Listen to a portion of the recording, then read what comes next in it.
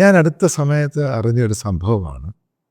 കോൺഗ്രസിൻ്റെ സീനിയർ നേതാവ് രാഹുൽ ഗാന്ധി, അദ്ദേഹത്തിൻ്റെ മുഖ്യ ഉപദേശകൻ ഒരു സമയത്ത് രാഹുൽ ഗാന്ധി ഇതേപോലെ മോശമായിട്ട് ചിത്രീകരിച്ച് സോഷ്യൽ മീഡിയയിൽ നിന്ന് പപ്പൂന്നും കിപ്പൂന്നും മൊണ്ണയെന്നൊക്കെ പറഞ്ഞത് ഞാനൊന്നുമല്ല, സാക്ഷാൽ സുബ്രഹ്മണ്യ സ്വാമിയാണ്. അതായത് സുസു സ്വാമി എന്നാണ്. ഇതേപോലെ വിഷം വിതറുന്ന ഒരുത്തൻ, അയാളാണ് ഇപ്പോൾ രാഹുൽ ഗാന്ധിയുടെ മുഖ്യ ഉപദേശകൻ. സോഷ്യൽ മീഡിയ സംഭവം എന്ത് പബ്ലിക്കിൽ പറയണം, എന്താണ് അമേരിക്കയിൽ പോയി മോദിക്കെതിരെ പറയണം, ബി ജെ പിക്കെതിരെ പറയണം, ഇന്ത്യൻ എക്കോണമിയെ പറ്റി പറയണം, ഇന്ത്യൻ ജനാധിപത്യത്തെ പറ്റി പറയണം. ഇതിൻ്റെയൊക്കെ മുഖ്യ സൂത്രധാരകനാണ് സാക്ഷാൽ സുബ്രഹ്മണ്യ സ്വാമി. ഇത് കൃത്യമായിട്ട് അറിഞ്ഞാണ് സംഭവം, വളരെ കൃത്യമായിട്ട്. പല കോൺഗ്രസ് നേതാക്കളും പറഞ്ഞു ഇയാളുടെ കൂടെ കൂടരുതെന്ന് പറഞ്ഞു. പക്ഷേ രാഹുൽ ഗാന്ധിയുടെ ഒരു എല്ലാ രീതിയിലും അതാണ് ഈ രാഹുൽ ഗാന്ധി വളരെ മോശമായ സ്റ്റേറ്റ്മെൻറ്റുകൾ കൊടുക്കുന്നത്. ഇന്ത്യ അടുത്ത കാലത്ത് ഏറ്റവും മോശമായിട്ട് ബി ജെ പിക്കകത്ത് ഇന്ത്യ എല്ലാ പാർട്ടി എടുത്താലും ഗവൺമെൻറ് ഓഫ് ഇന്ത്യയും പ്രധാനമന്ത്രി മോദി ഏറ്റവും മോശമായിട്ട്, ഇൻക്ലൂഡിങ് ഇന്ത്യൻ വിദേശകാര്യ വകുപ്പ് മന്ത്രിയെപ്പോലും ചിത്രീകരിച്ച ഒരാൾ സുബ്രഹ്മണ്യ സ്വാമിയാണ്. അതായത് പുള്ളി ബേസിക്കലി ഒരു വൃത്തികെട്ടവനാണ്. ഞാൻ ഈ വാക്ക് തീർത്തു അങ്ങ് പറയും. കാരണം പുള്ളിയുടെ മകള് സുഹാസിനി ഹൈദർ എൻ്റെ ഫ്രണ്ട്. ഞങ്ങൾ കുറച്ചാൾ ജേണലിൽ ഒരുമിച്ച് വർക്ക് ചെയ്തിട്ടുമുണ്ട്. ഒരു ജേർണലിസ്റ്റ്. ഇത് പറയാനുണ്ടായ കാരണം എന്തുവാ, എനിക്ക് ഇലിയാവിനെ പണ്ടേ കണ്ടുകൂടാ. പണ്ട് ഇയാൾ ഉള്ളപ്പം ഇയാളൊരു പക്ക കുറുക്കനാണ്. അതായത് ഇവിടെ നിൽക്കും അവിടെയും നിൽക്കും, അയാളുടെ കാര്യം നടത്തും. ഈ ഒന്നാം മോദി മന്ത്രിസഭ ഉണ്ടായ സമയത്ത് ഈ RSSൻ്റെ റെക്കമെൻഡേഷനായിരുന്നു സുബ്രഹ്മണ്യ സ്വാമിയെ, വളരെ സ്ട്രോങ് ആയിട്ട് റെക്കമെൻഡ് ചെയ്തു സുബ്രഹ്മണ്യ സ്വാമിയെ ക്യാബിനറ്റിലെടുക്കണം. എന്നിട്ട് കാരണം RSS വലിയൊരു ഘടകമാണ്. കാരണം RSSൻ്റെ ബാക്കിങ് സ്വാമിയുടെ ഉണ്ട്. പിന്നൊരു കാര്യം ഞാൻ പറയാം, സ്വാമിയുടെ അത്രയും ജാതീയതയുള്ള ഒരുത്തൻ ഈ ബി ജെ പിക്കകത്ത് തന്നെ സ്വാമി ഈ അപ്പർ കാസ്റ്റുമായിട്ടേ ബന്ധം ഉണ്ടാക്കത്തുള്ളൂ. അയാളുടെ മുറിക്കകത്ത് പോലും ഈ ലോവർ കാസ്റ്റ് ആൾക്കാരെ കയറ്റില്ല, ബി ജെ പിക്കാരെ പോലും. ഇത് ഞാൻ പറഞ്ഞൊന്നുമല്ല, അയാൾ പരസ്യമായിട്ട് പറഞ്ഞിട്ടുണ്ട്. അതായത് മോദിയുടെ ഒരു സ്ലോഗൻ ഉണ്ടായിരുന്നു, ചൗക്കീദാർ, ഹം ചൗക്കീദാർ എന്ന് പറയുന്ന സംഭവം. അത് അന്ന് തമിഴ്നാട് ടി വിയിൽ കൊടുത്ത സംഭവം നിങ്ങൾക്കറിയാം. അയാൾ പറഞ്ഞ ചൗക്കീദാറിൻ്റെ ജാതി മോശമാണ്, ഞാൻ അപ്പർ കാസ്റ്റാണ്, ഞാൻ ചൗക്കീദാറല്ല. എനിക്ക് കാവൽക്കാരനായിട്ട് ചൗക്കീദാർ ജാതി കുറഞ്ഞവൻ നിൽക്കണം. അത്രമാത്രം ജാതീയതയുള്ള ഒരു വൃത്തികെട്ട കോടാലി വായുള്ള ഒരുത്തനാണ് ഈ സുബ്രഹ്മണ്യ സ്വാമി. ഇനി വേറെ കാര്യം പറയാം, ഞാൻ ഡൽഹി സർക്കിളിലേക്ക് ഇറങ്ങുന്ന അയാളുടെ കുടുംബത്തിലുള്ളവർക്ക് പോലും ഇയാളെ കണ്ടുകൂടാ. കാരണം ഇയാളെ മൈൻഡ് പോലും ചെയ്യത്തില്ല അവർ. അപ്പം ഞാനീ പറയുന്ന മറ്റൊരു പോയിന്റ്, ഈ സുബ്രഹ്മണ്യ സ്വാമിയെ എടുക്കണമെന്ന് RSS ശക്തമായിട്ട് ആവശ്യപ്പെട്ടപ്പോൾ മോദി ആ തീരുമാനത്തിലോട്ട് പോയി. കാരണം സോഷ്യൽ മീഡിയയിലും പലയിടത്തും മോദിക്ക് വേണ്ടി, ഒന്നാം മോദി മന്ത്രിസഭയ്ക്ക് വേണ്ടി വല്ലാതെ കരഞ്ഞ് തേങ്ങി വിളിച്ചാണ് സുബ്രഹ്മണ്യ സ്വാമി നടന്നത്. അന്ന് അയാളെ MP അല്ലേ, പിന്നീടാണ് ഇയാളെ MP ആക്കുന്നത്.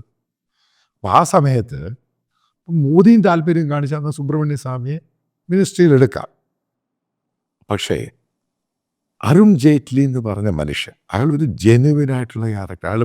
അയാളുടെ ഫാമിലി ബേസിക്കലി കോൺഗ്രസ്സുകാരാണെങ്കിലും അയാളൊരു ജെനുവിനായിട്ടുള്ള ആളാണ്. നിങ്ങൾ അയാളോട് സംസാരിച്ചിട്ടുണ്ടെങ്കിലും പേഴ്സണലായിട്ട് അടുപ്പമുള്ളവർക്കൊക്കെ അറിയാം. ഒരു കറപ്ഷനും ഇല്ലാതെ ഇന്ത്യ നന്നായി കാണണമെന്ന് മാത്രം ആഗ്രഹിക്കുന്ന റൈറ്റ് വിങ് പൊളിറ്റീഷ്യൻ, നല്ല ലോയറുമായിരുന്നു അരുൺ ജെയ്റ്റ്ലി. അരുൺ ജെയ്റ്റ്ലി കൃത്യമായിട്ട് പറഞ്ഞു, സുബ്രഹ്മണ്യ സ്വാമിയെ മന്ത്രിസഭയിൽ എടുക്കുകയാണെങ്കിൽ അദ്ദേഹം ഈ മന്ത്രിസഭയിൽ കാണില്ല എന്ന് പറഞ്ഞു. അന്ന് ഇവരൊന്നും വലിയ ഉറക്കൊന്നുമില്ല. പക്ഷെ അരുൺ ജെയ്റ്റ്ലിക്ക് സുബ്രഹ്മണ്യ സ്വാമിയെ ശരിക്കും അറിയാം. കാരണം അതിനകത്ത് കയറി പാര വെച്ച് ഇതിനെ നശിപ്പിക്കുമെന്നറിയാം. അതിൻ്റെ പേരിൽ മാത്രമാണ് മോദി മാറ്റി നിർത്തിയത്. അപ്പം അതിനുശേഷം രണ്ടാമത് ഇയാൾ കയറി വരാൻ നോക്കി. ഒരു കാരണവശാലും പിന്നെ മോദിക്ക് മനസ്സിലായി ഈ പറയുന്ന RSS പറയുന്ന ഈ കാര്യങ്ങളൊക്കെ തെറ്റാണ്. പിന്നെ RSS ഈ പറയുന്ന പോലെ വലുതായിട്ട് പ്രഷറൈസ് ചെയ്ത് സുബ്രഹ്മണ്യ സ്വാമിക്ക് ഈ ക്യാബിനറ്റ് കൊടുക്കാൻ മിനിസ്ട്രി കൊടുക്കാൻ തയ്യാറായില്ല. അപ്പം അതിനുശേഷം ഇയാൾ ഈ രാജ്യസഭയുടെ ടൈം കഴിഞ്ഞിട്ട് ഈ RSS ത്രൂ, അതായത് യോഗി ആദിത്യനാഥ് ത്രൂ, എനിക്കറിയാവുന്ന വസ്തുതയാണ്, ഇയാൾ UP ഗവർണറാകാൻ ഒരു ഗെയിം കളിച്ചു. അപ്പം അവിടെയും UP ചീഫ് മിനിസ്റ്റർ ആയിരുന്ന യോഗി ആദിത്യനാഥ് കൃത്യമായിട്ട് പറഞ്ഞു ഇയാളെ ഇവിടെ വേണ്ട, അയാൾക്ക് ഗവർണറായിട്ട് അയാളെ വേണ്ട. കാരണം RSS ആണ് യോഗിയെ കൊണ്ട് ഇത് പറയിപ്പിക്കാനുണ്ടായ കാരണം. പക്ഷെ യോഗി തീർത്തും പറഞ്ഞു പുള്ളിക്ക് വേണ്ട. പിന്നീട് ഇയാളെ മോദി പോലും അടുപ്പിച്ചില്ല. എന്നിട്ട് അവസാനം മോദിയെയും ഈ പറയുന്ന NDA ഗവൺമെൻറ് ഇത്ര മോശമായിട്ട്, ഏറ്റവും മോശമായ രീതിയിൽ സോഷ്യൽ മീഡിയ ക്യാമ്പയിനും മറ്റുള്ളിടത്ത് ഈ രാഹുൽ ഗാന്ധിയെ കൂടെ നടക്കുക. ഈ രാഹുൽ ഗാന്ധി പറയുന്ന പലതിൻ്റെയും പുറകിലുള്ള സംഭവ സ്വാമിയെ. അതായത് നിങ്ങൾക്കറിയാം രാഹുൽ ഗാന്ധി ഒരു മോനെ, കാരണം കുട്ടിക്കുരങ്ങനെ കൊണ്ട് ചുടിചോറ് വാരിപ്പിക്കുന്നു. അതാണ് സുബ്രഹ്മണ്യ സ്വാമി ചെയ്തത്.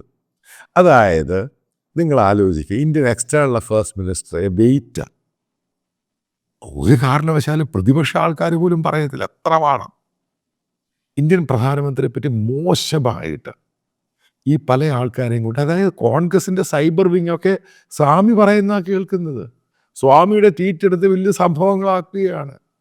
ആലോചിച്ച് നോക്കുക, ഒരു വൃത്തികെട്ടവൻ. ഞാൻ ഇയാളെ പണ്ട് മുതലേ, അതായത് ഞാൻ ഡൽഹിയിൽ പോയി ഇയാളെപ്പറ്റി അറിഞ്ഞു കേട്ടത് മുതൽ, കാരണം ഇയാളുമായിട്ട് ഒരിക്കലും അടുക്കാൻ പറ്റാത്തൊരു മനുഷ്യനാണ്.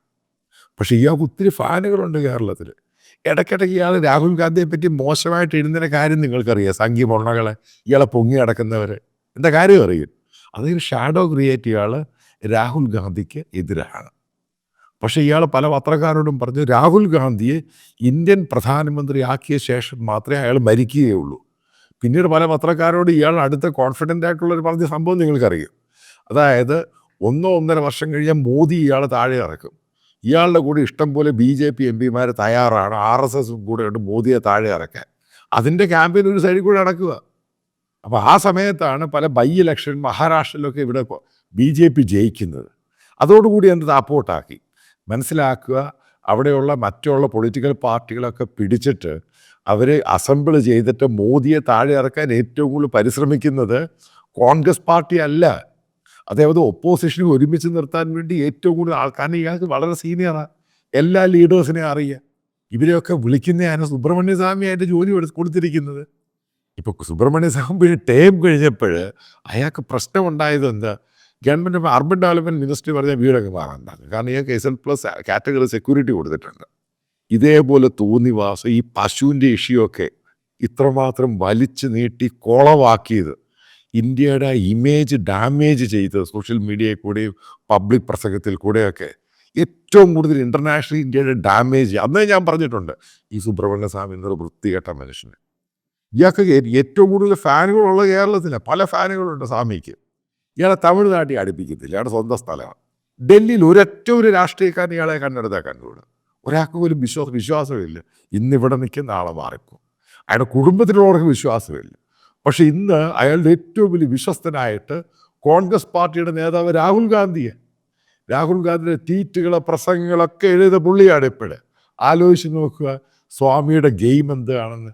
ഇതേപോലെ ജാതി വെറിയനും, അതായത് ബ്രാഹ്മൺ എന്ന് പറഞ്ഞ് വലിയ സംഭവമായിട്ട് കണ്ട് മറ്റുള്ളവർ വളരെ മോശമായി കാണുന്ന ഈ സുബ്രഹ്മണ്യം സ്വാമിക്ക് ഏറ്റവും കൂടുതൽ ഫാനുകളുള്ള മലയാളികളാണ്. ആ മൊണ്ണകളെങ്കിലും ഈ സ്വാമിയെ മനസ്സിലാക്കി ഇവൻ ആരാണ് ഏതാണ്. ഇയാൾ എനിക്കെതിരെ ഒത്തിരി ട്വീറ്റ് ചെയ്തിട്ടുണ്ട്.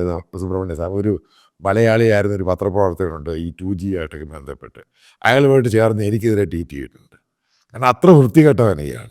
വീണ്ടും ആവർത്തിക്കുന്നു, സുബ്രഹ്മണ്യ സ്വാമി എന്ന് പറയുന്നത് പക്ക വൃത്തികെട്ട ഒരു നാശം വിതയ്ക്കുന്ന ഒരു മനുഷ്യനാണ്. ഒരാൾക്ക് പോലും അയാളെ വിശ്വസിക്കാൻ കൊള്ളില്ല. അത് വീണ്ടും വീണ്ടുമാണ് തെളിയിക്കുന്നത്.